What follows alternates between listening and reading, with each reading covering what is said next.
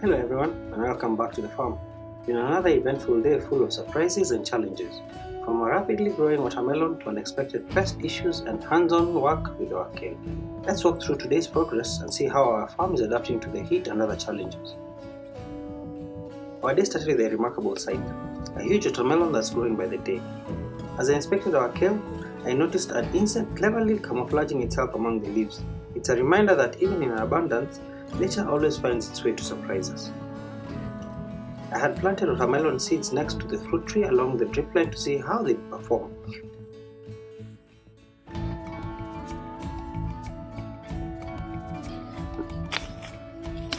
And the results have been astonishing.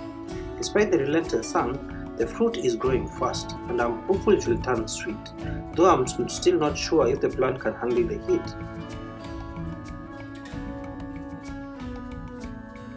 Just the other day, our butternut squash was very small. Now, almost overnight, it has grown big, though sadly another fruit didn't survive the change. It's a bittersweet reminder of how quickly things can change on the farm. That's how we must continually adapt to nature's rhythm.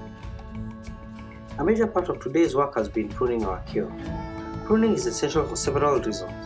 First, it helps control pests and encourages the plant to focus its energy on growing strong, healthy top leaves. Here's how we do it. We strip away the smaller leaves along the stem, especially those touching the ground and showing signs of yellowing. We make our cuts right above a node where new healthy leaves can sprout. This process not only encourages better growth but also increases the overall harvest, turning our kale plants into mini trees that produce even more mature leaves over time.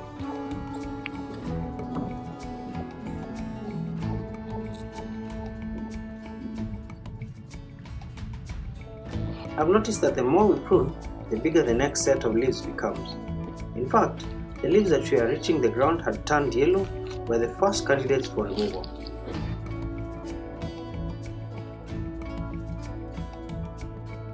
We've even started selling the good kale leaves, and interestingly, the plant seems to grow back faster and even larger after a good pruning season. See, like this one, harvested by. And the leaves are coming out bigger and bigger compared to this one, which has not been harvested yet. Since our kale isn't on drip, we water them using a hosepipe. This isn't the most water efficient method, but that's what we can manage right now. The cost of putting these greens on a drip system is too high at the moment, so every drop counts as we make sure they get enough moisture, especially during this heat.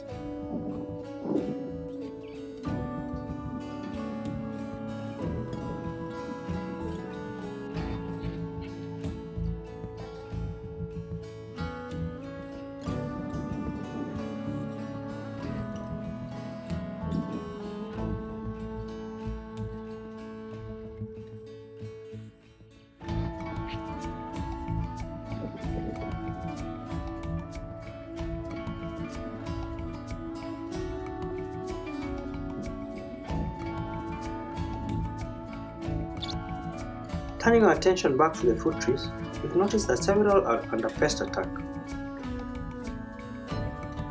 Oh wow,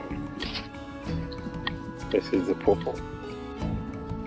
The pawpaw plant, it's somehow drying up quite fast. The green leaves have photostate spots that are dry, and on the back it looks like some mites are attacking. This isn't an isolated issue. It seems to be affecting several pawpaw plants in the region.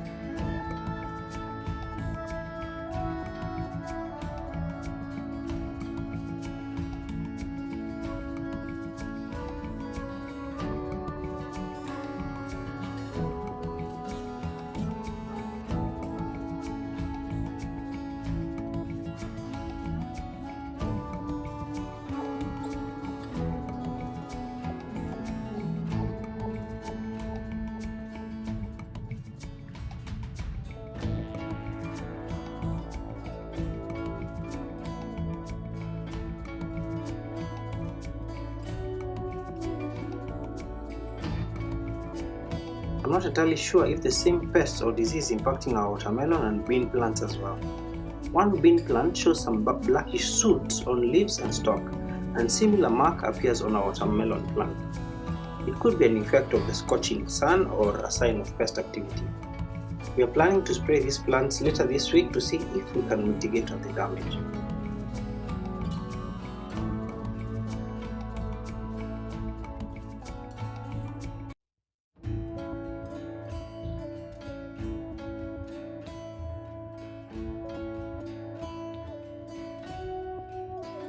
Our orange plants have had their share of challenges too. Some of the lower leaves are yellowing and hardening, though the plants overall are growing well despite the heat.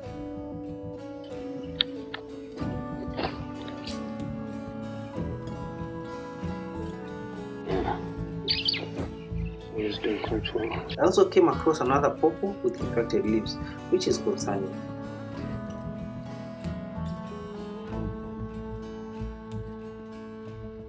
There's always a mix of ups and downs on the farm, but we keep moving, pushing forward. On the brighter side, many of our other orange trees are looking healthy with fresh sprouts emerging nicely. Moving through the blocks, I noticed more butternut squash that seem to be under some warm attack, possibly because they are closer to the ground. They exhibit the same kind of discoloration we saw on the bean and watermelon plants, while the relentless sun adds its own pressure.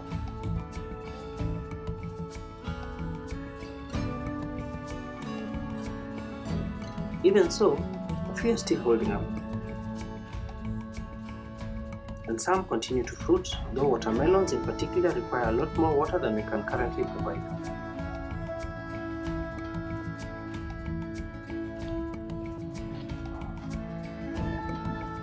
The heat is a lot, and the number of plants will not be able to give a good return to pay back for the water costs, leave alone the labor and pesticide costs in this heat. However, we hope that the existing fruits will continue to grow bigger.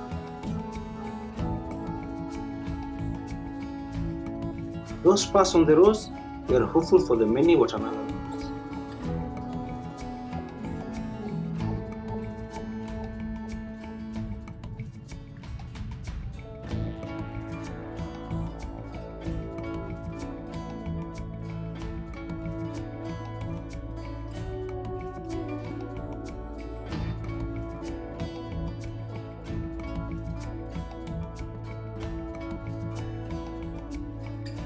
On the other hand, the red pepper plants along the fence are thriving.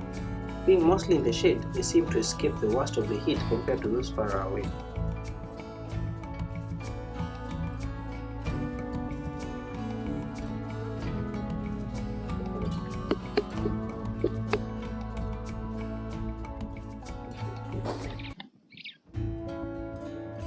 We even harvested a pumpkin today, and despite the heat, they are producing aggressively.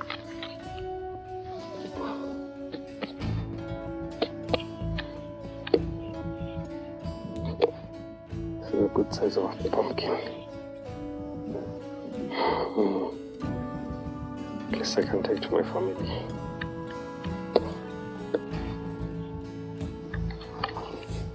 And hopefully the wife will be happy. To make some pumpkin ugali. She loves it.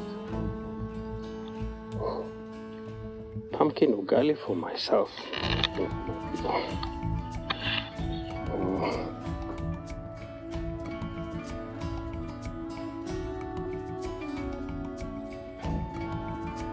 Another butternut with thriving leaves, but its fruit is dead. Then again, there are still more flowers and a small fruit on the plant.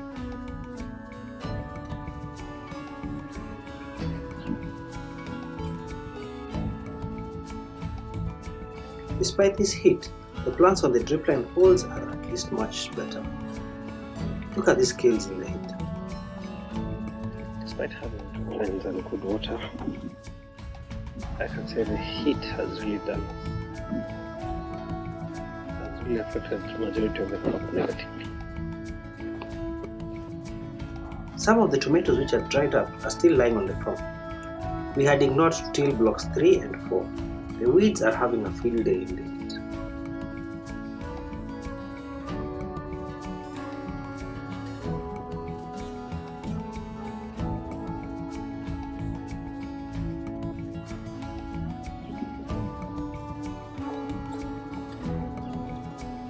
heat has been so much on the farm and affected me and the farmer negatively.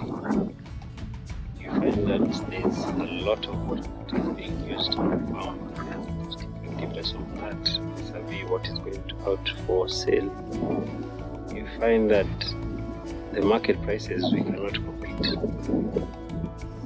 Flooding of some crops out there is making our products unaffordable, and yet we are trying to survive at a bare minimum to just keep afloat. So we decided not to continue planting some of the short-term crops like the tomatoes, the greens, whatever is in the farm. We'll wait for it to finish selling, but we are not going to add some more. And then now we see how we can manage the fruit trees. Right now they're doing very well despite the sun, and they seem to be fruiting even though they are over a year and a half down after we planted, which we expected them to start fruiting in the course of next year. So this is okay, this is good. Continue pushing them and giving them good food so that at least as the year proceeds, the trees themselves, the stock can be steady and steady, and then we start measuring with the number of fruits that each tree will be giving. Maize is not doing well, but this time this stock is supposed to be very big, and then too much heat. This is one of the biggest stocks of the farm, and yet it's not produced. If you're a fellow farmer dealing with this kind of heat, I'd like to hear your strategies for coping or suggestions for more resilient crops to grow in this area. Our aim is to keep producing food for ourselves, our neighbors, and the wider community.